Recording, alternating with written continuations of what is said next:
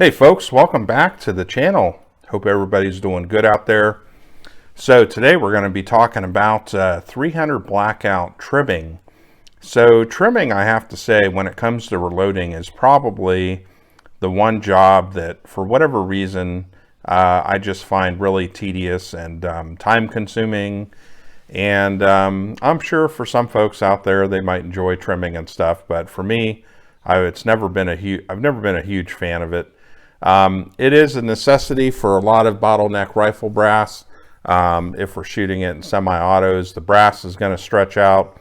And I especially had one situation years ago where I made the mistake of buying machine gun fired brass 7.62 NATO that had been fired in a belt-fed machine gun. It was stretched out so much. I was trimming till the cows came home, and I just got to the point where I got pretty much sick of it. So the thing is with trimming is that we're always looking to how we can expedite things and make things a bit quicker. So today we're going to talk about that with 300 Blackout. So one of the things with 300 Blackout is, for instance, I heard the YouTuber Nut and Fancy a little while ago. He's always been very critical of 300 Blackout. And he's like, oh, you guys that shoot 300 Blackout, I bet you have no more than 500 rounds in your stores and all that. Well, the thing that I run into with 300 Blackout is that the reason why a lot of times we might be short on brass or short on ammo is because we're shooting it all the time. So that's the big issue. And I am chronically short of 300 Blackout brass. So we've got actually a tub here. This has been resized. Now we're going to need to trim it up and get this all trimmed, and then I'm going to go ahead and actually wash it because it has the lube on the case. And then also too, we'll have maybe a little bit of debris from the trimming going on.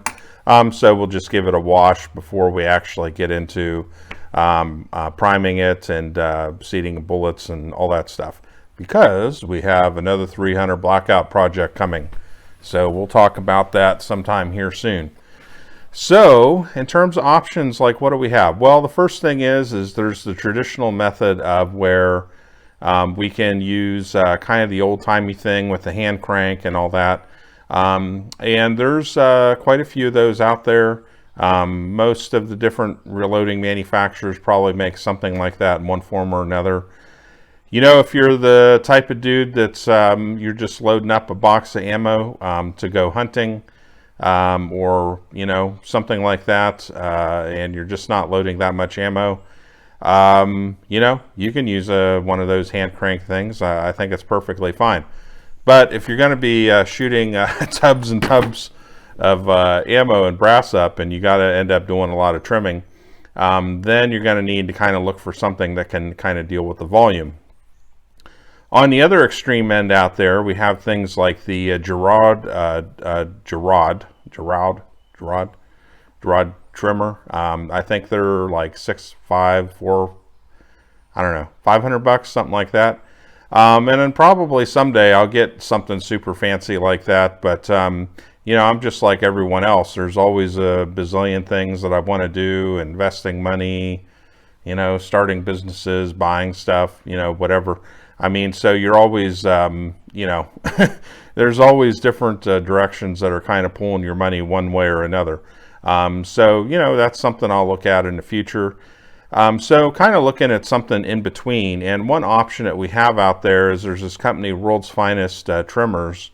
And I think they've been out there now for a little while at least. Also, too, beware, there are some folks from China that have basically copied all this, and then they flog kind of knockoff copies out there, like on Amazon or eBay and stuff. Take your chances with those. That's you know, that's you know, up to you if you want to go that direction. But so I think they had the original idea for this. I might be wrong, but they make these in all sorts of different calibers, and basically the idea is that you attach it to the end of a drill, and then you can sit there and hold the drill with this attached to it, and this spins around and trims your brass for you. And that's the general idea about it. And typically once you kind of get it going, it moves pretty fast. I've bought numerous of these WFT trimmers, and they have their kind of, maybe you could say, their pluses and minuses in terms of, you know, there's things about them, I don't know, that I would say is not really perfect, but I'll get into that. But you know, overall, I would say they work pretty well, and I've kind of figured out kind of a method for doing it without making a big mess, which you'll see here in a minute. So the first thing is with this is kind of how do we get it going. And the one thing that will help you out a lot is if you have some sort of master case that is already essentially the right length that you need, it's been resized, all that sort of thing, and you can take your calipers and you know, here we go, 1.358, which is exactly what we want. So if you have a master case somehow that you can get your hands on, that's going to make setup of this WFT trimmer a lot easier. Okay, and to set it up, essentially what you're going to need to do is loosen up these two nuts here on the side of it, and then get it so that you can move the bit here kind of back and forth. Then what I do, I'm going to have to probably do this off of camera because I've got this pad down, but what I do is I just kind of take the master case and put it down kind of like that, okay? And then what I can do is I can look through the window here on the side, and again, I'm just doing this for the camera.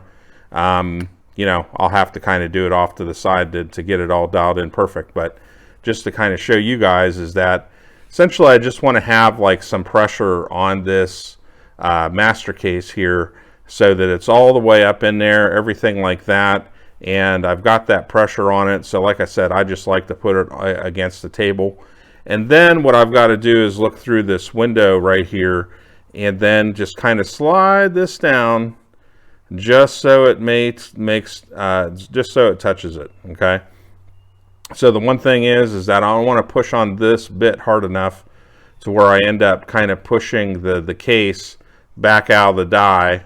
I guess you call this die trimmer, back out of the trimmer here, and then I end up getting an incorrect setup for it. So you just got to kind of make sure that that doesn't happen.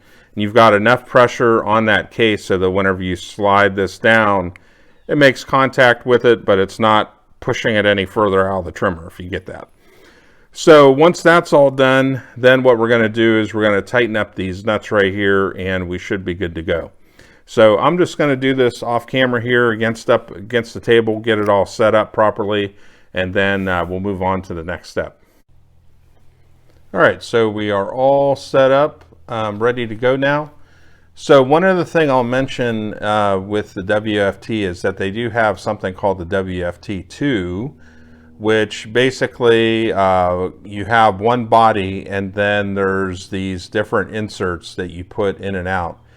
And I had kind of considered going with that, but the one thing is with it is, to me, like, I just want to kind of get it set up for whichever particular cartridge and then just leave it. I don't want to be fiddling around with like different little pieces all the time and having to reset it up. So in other words, once I get this set up, then basically I can just leave it there. Another thing too is these bits, they can kind of wear out over time. So I think over the years, especially with my 308 one, I have replaced it at least once. It was just that one time doing all that machine gun brass, it kind of wore it down a fair bit. So just kind of be aware of that. You might have to replace the bit at some point, which last I looked from WFT, you can get new bits for it. Starting out though, I wouldn't really worry about it too much. And then another thing too is there's some trimmers out there that don't work well. So I might end up making another video on it, but like the Frankfurt Arsenal case trimmer simply does not work with 300 Blackout. So maybe I'll make a short little video explaining why, but it just does not work with the stuff that it comes with. Maybe Frankfurt Arsenal can look at providing a bit or something that'll fit to make it work, but that doesn't work. So just have that awareness out there. So anyways, we got everything set up here. Now, how I do this to kind of make things work so I don't get little slivers of brass everywhere, and you do have to watch out with a lot of the brass and stuff. The little brass pieces, you know, that you don't go rub your eye, whatever. Usually what I do is I just wear nitrile gloves whenever I'm doing stuff like this, and then, you know, then I can just whip them off when I'm done. But just kind of have that awareness, these little bits of brass. So what I try to do is I keep it contained. Now, this is just kind of a real goofy setup I came up with years ago, and the box is dusty. I should probably make a new one because this one's getting pretty ratty. But basically what I did was I just took a plastic bin, cut 2 sloppy ass holes in the side of it, and then essentially what I can do is I can just go ahead and take the WFT, stick it in from one side with the drill, and then I can take my brass cartridge and now I got the camera in the way, so that doesn't help, but basically get my brass cartridge in here and then do it like this. And then I'm good to go. So all the brass shavings and stuff just kind of fly up into here, and I'll get them all over the damn place. And then once this bin here starts to get to where I've got a whole bunch of brass shavings all over in here, I got the trash can right next to me. It's easy just to pop the lid off and dump all that crap in the trash can. Easy day, huh? So that's the way it goes. So to demonstrate for y'all, because it is a little bit harder to kind of see into that, you know, and typically that's what I do. That's what I would do all the time. I'll go ahead and take this piece off. That way you can have a better look at what's going on. All right, so to use it, pretty simple overall. Pretty much what we've got to do is just put our case in here all the way, and then especially depending if it's a bit of a long case, you might just have to kind of gradually feed it in there as you start to kind of power it up. And that was definitely kind of a longer case there. I can feel a bit of the resistance and cutting going on. And you're just going to kind of keep putting just a little bit of pressure on it until you're sure that you've totally cut it down to size. And you'll feel the resistance go away whenever that happens. Then the other thing you can do is, as you're holding the case in here, is turn it back basically counterclockwise at the end there, and that'll help deburr your brass to finish it up. Now, and I'll get to that in just a second, but there's a little more to it where it's not going to be like a perfect deburr. So we'll talk about that in just a second.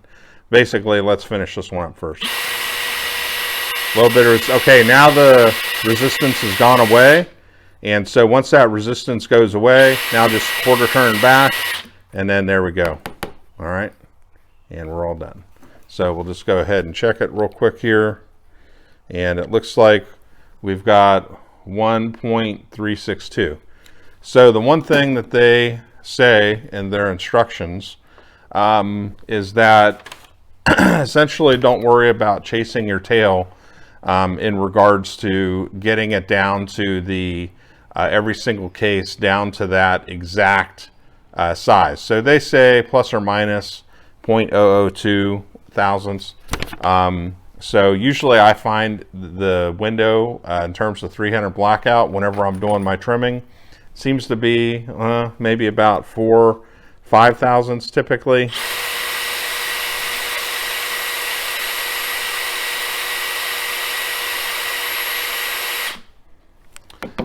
So, you know, that's what I have kind of discovered. Now, here's the thing, and I've had this discussion with a lot of folks. This one is perfect, 1.358.5, awesome. I've had this discussion with a lot of folks online, and basically you have your minimum length and then you have your max length. And usually it's about 1/100th or so, 10 thousandths, 10, thousandths, basically.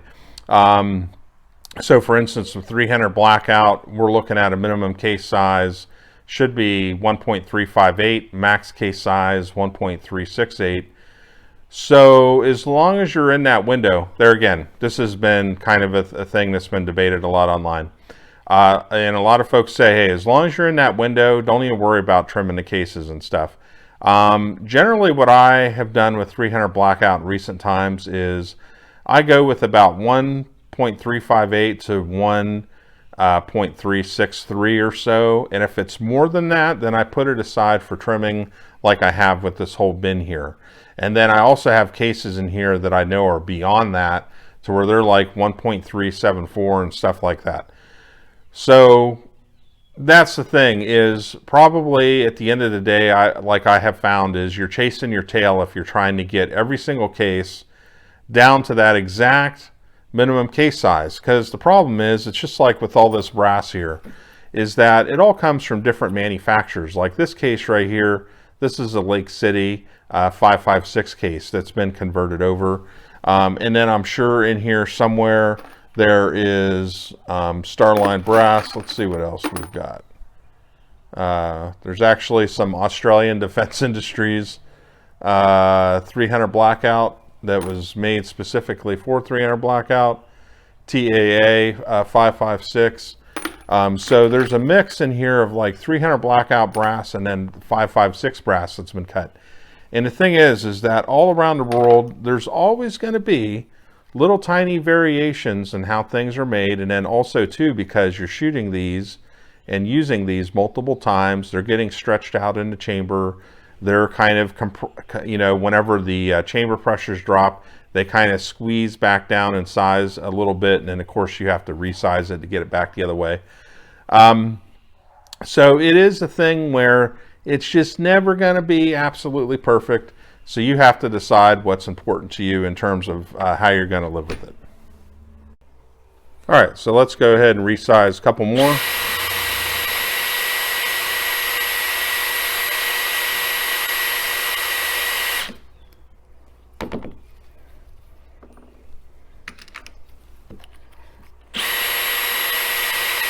That one, pretty easy to do. I got a little bit off there.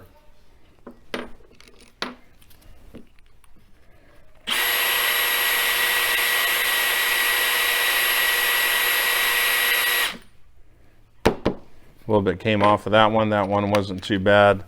This one looks a little longer. We'll see. That's not too bad.